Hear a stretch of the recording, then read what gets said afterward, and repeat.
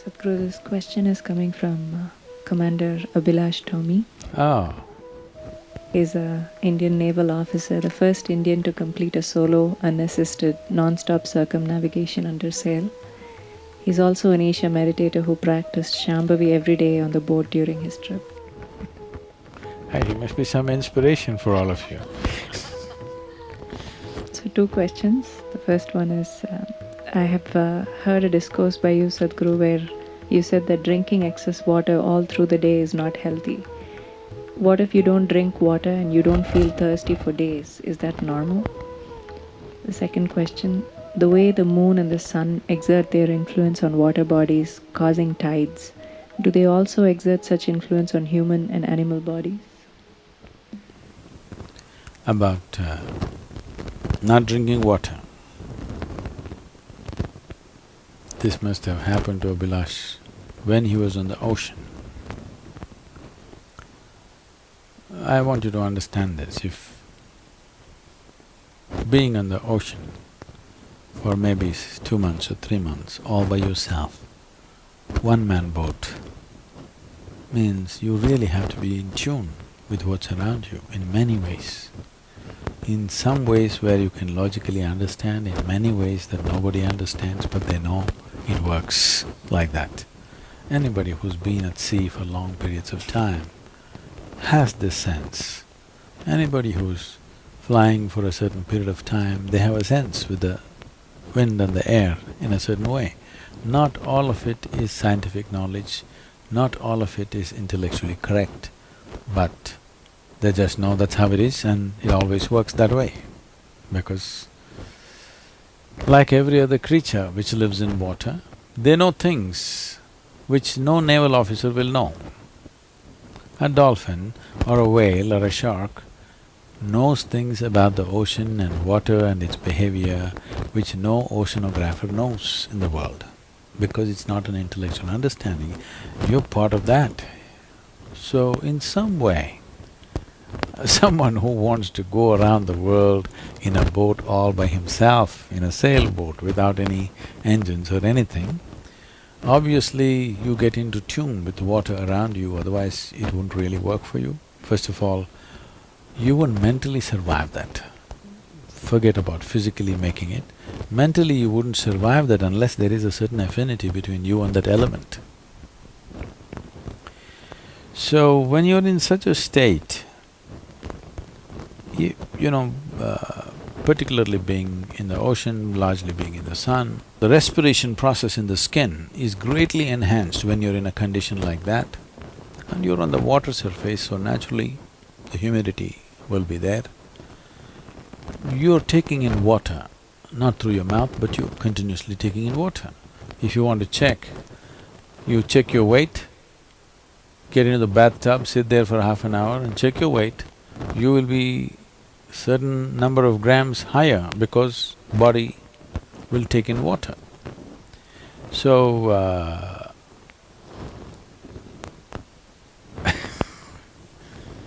I had some nasty joke, I'll skip that. So, this body does soak up water either with contact or with humidity in the air. So, this ability may not be same from one person to another. One person may be doing it at a higher rate than someone else. And those of you getting all creamed up from head to toe, you must know this, that in many ways you taking away your contact with the existence. Grease up the entire skin, it won't breathe. When it doesn't breathe, its contact with air and water and world around you, your general sensitivity will go down. Your neuronal system, your nervous system will lose its sensitivity because the contact, the outermost contact is being blocked up.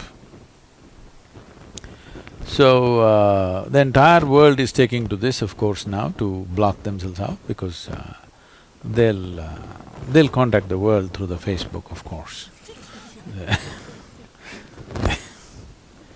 Even the bears are going on the Facebook, I heard.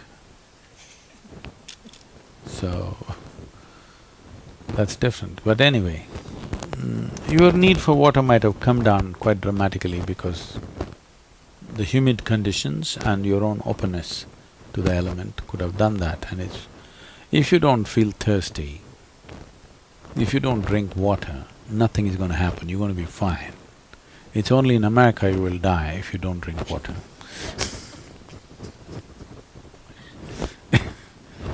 Nowhere else people simply drink water. When they get thirsty, they drink water, otherwise they're fine, even in a desert. It's only in America, in cold climate, everybody's carrying a bottle and sipping continuously because the marketing machines have done this to them that they must drink lots of water. Excessive consumption of water, especially if it's done in small sips, body absorbs. When it absorbs, the sodium levels, which are very delicately balanced, will drop.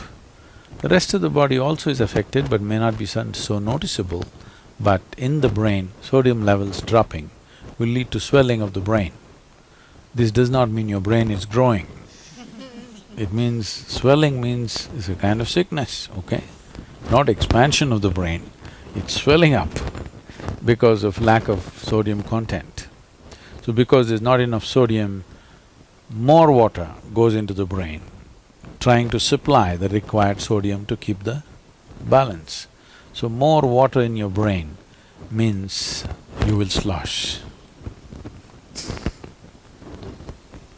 Psychological imbalances will come when you manage to absorb. See, if you drink lots of water at one go, body will decide how much to absorb, how much to throw out.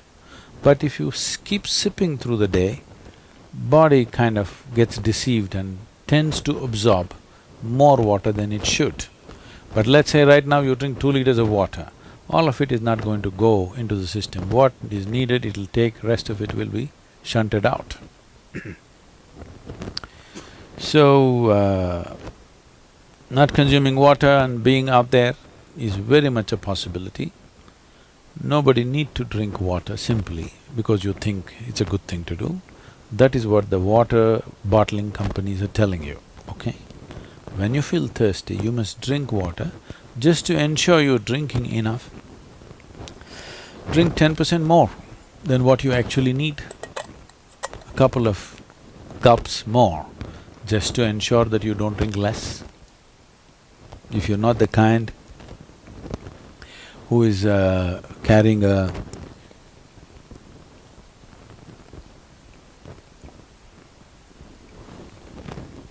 water bottle with you every minute of the day, then it's good to drink little extra water so that when the need comes, you have a certain amount of time before you can drink, that it is not an emergency. At the same time, when you need water, when you're thirsty, if you don't drink, it'll cause damage to the system. I would say, this may be very controversial, the medical fraternity will for sure protest on this, but they will come to it after maybe 20 years or 30 years. I would say if everybody consumes good water in sufficient quantity, 50% of the heart attacks in the world would come down.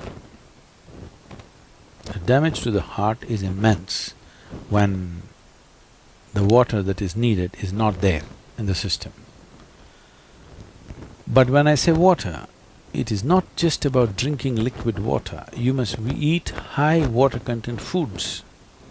If you eat a fruit, it's nearly 90% water. Vegetables and other things are over 70% water. Minimum 70% water content must be there in the food that you eat.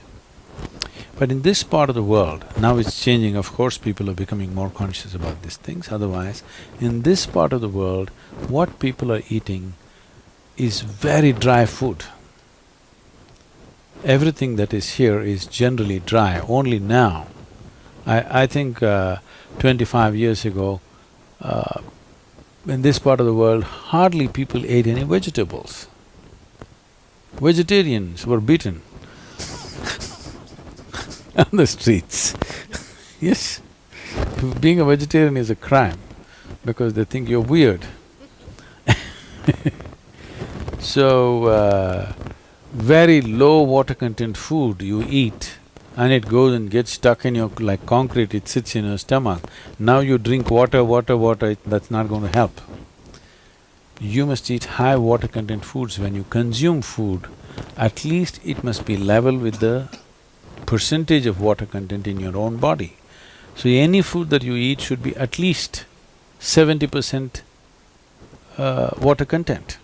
So this is why vegetables, fruits must be part of your diet so that it is there. You eat bread, I don't know, it maybe it's just 20–25% water content or even less, depending on the type of bread you eat. If you eat meat, it's very, very low water content. Cooked meat has very low water content. So, when you're on bread and meat, you will have serious issues, and I'm telling you, doctors may think I need water up here, but they will come to this in 20 years, 30 years, whatever time they take. I will tell you, if they consume high water content foods, 50% of the cardiac deaths will go from the world. People won't die of heart attacks. One reason they're dying of heart attacks is they're eating very low water content foods. So people may say, what about other countries? Why are they dying in India? There also the same has happened. What used to be traditional meals and what they're eating today, it has changed dramatically because they're also ruled by commercial forces who tell them what to eat. They won't listen to their bodies.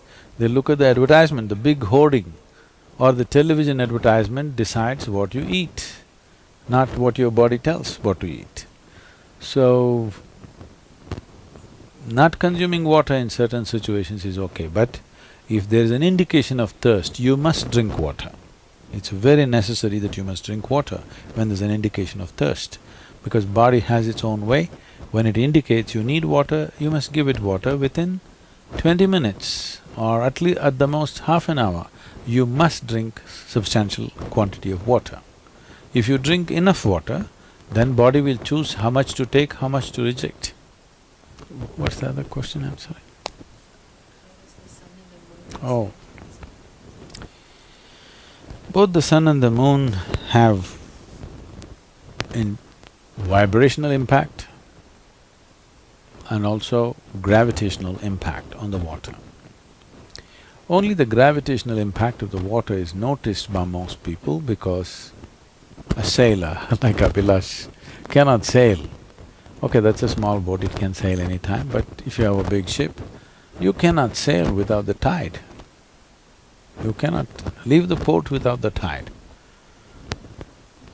Right from ancient times, sailors have always looked for tide. Without the tide, there is no question of sailing in the ocean, without the help of the tide. So understanding when it comes up, when it goes down was very, very important. Generally, to put it in a very simple terms, though the see, it's the same gravitational pull which is managing planet Earth and Moon.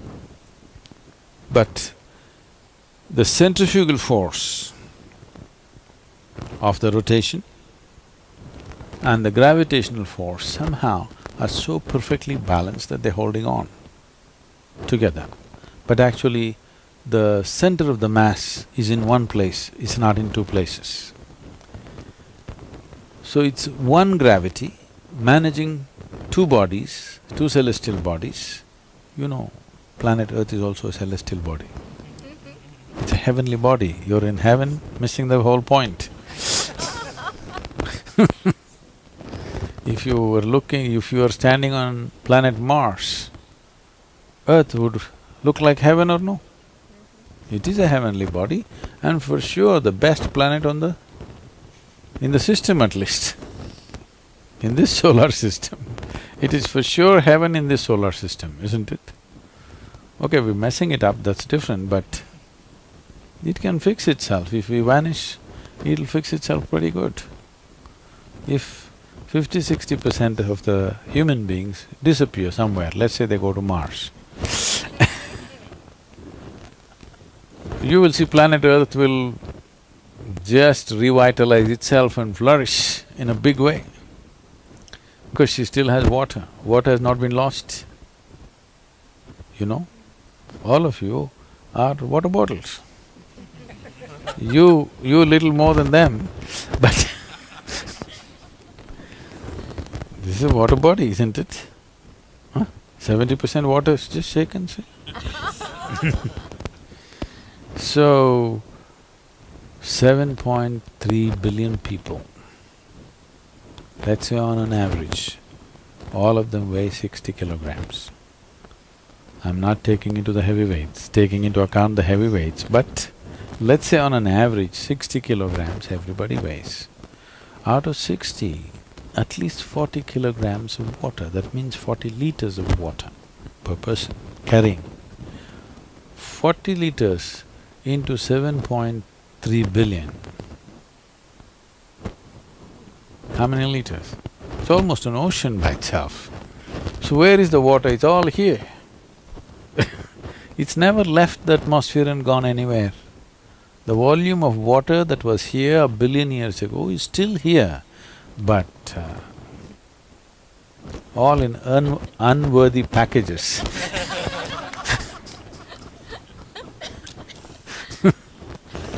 So, the impact of the sun and the moon, the gravitational impact is noticed, but the reverberational impact is not largely felt by people. But the Eastern societies have seen this as an immense possibility and making use… how to make use of Paurnami and Amavasya, the full moon, the new moon, is an entire process by itself. If you do not know this, before the British came to India, Paurnami means, or full moon means 3 days holiday. Amavasya means… new moon means 2 days holiday. So totally 5 days holiday in a month. No Sunday, Monday and all this stuff, only by looking at the moon, because this is not just arithmetic calculation, this is a life-related thing that's happening. Whatever happens to the moon, whatever happens to the sun, whatever happens to the planet, happens to us. And to be in tune with that, those days you're not supposed to work. You use those days to stabilize yourself, balance yourself, raise yourself to higher possibilities, and other days you go to work. So, these 2 days, or even in between in different phases, it has different kind of impacts. What is generally noticed is rising of the water in the form of a tide. Suppose yesterday the high tide was, let's say, at 9:30. Do we have a few more minutes because we started late? Yesterday it started at 9:30. Today it will be at 10:20 because there is a 50-minute lapse between the moon's way of doing things and the earth's way of doing things. This does it in 24 hours, that does it in 24 hours and 50 minutes. So, there's approximately 48 to 50 minutes of difference in the high tide from one day to the next. So, when you look at this every monthly cycle, it becomes a complex affair to calculate and to be. Today, of course, it's all being done in a digital way through the satellites, otherwise a sailor had to have a very complex kind of arrangement in his head as to how this is, because if you don't know this, you won't survive. Almost every creature of the sea knows this very well, and the birds which migrate know this very well. And there's some incredible facts about the navigating birds which travel or which migrate during certain seasons and get back, as to how they manage this entire process, the water, the gravitational pull of the moon. It affects the flying objects too, particularly when you're flying on your own power, flapping your wings. Even slightest movement in the gravitation and reverberation affects them. How they manage this, how they go through this is a very, very interesting story. Not just birds, even insects. because dragonflies in southern India every year make a trip to East Africa and come back. How's that for you? Safari. Dragonfly, this big. Every year, they go all the way to East Africa, breed there, then come up and multiply their numbers about 3 or 4 times and come back to India. And they know the way, they've never missed the way. All the way they go and come back every time. But now the navigational activity on the big ships and airplanes, they're disturbing them. And many of them are losing their way because the reverberations have changed. One big jet goes and it completely disturbs and freaks their ability to navigate. That's happening to, I think, every creature including human beings. That whatever we were capable of naturally is all going away because of too many gadgets doing things and too many vibrations happening around us. Sensitivity will become less and less. About the influence on the human mind, human body, the maximum impact of these planetary objects upon water and the maximum impact is on the human being, not on the other creatures, because we are vertical in our spine. If we were like this, it wouldn't impact us to the same extent. Because we are like this, we are a stand-up bottle.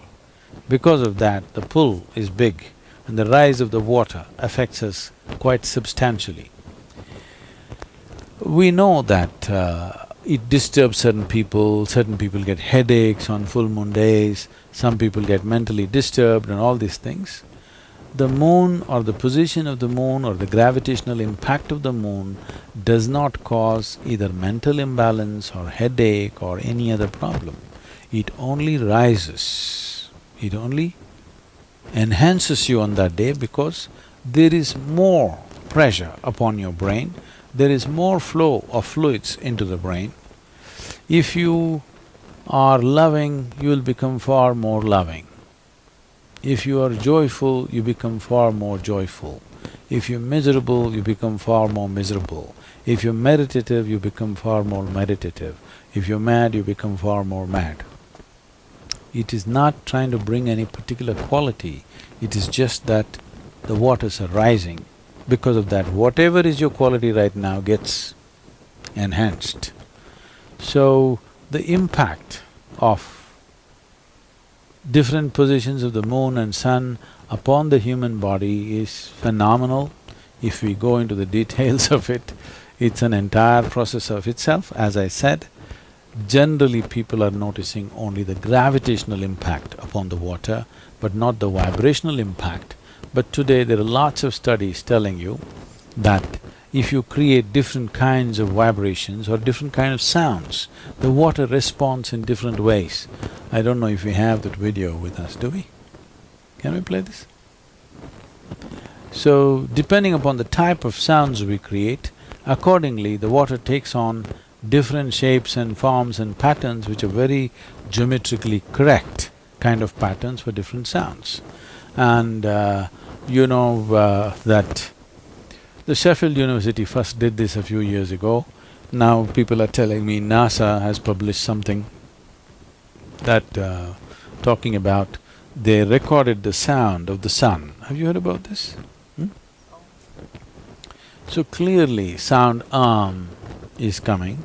So these things are not new to us, these things something we have noticed because every cell in this body is solar powered, okay?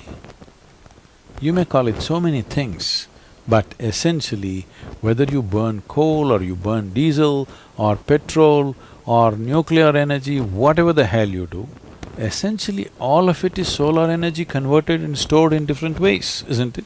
If there is no sun, there would be no hydrocarbons for sure.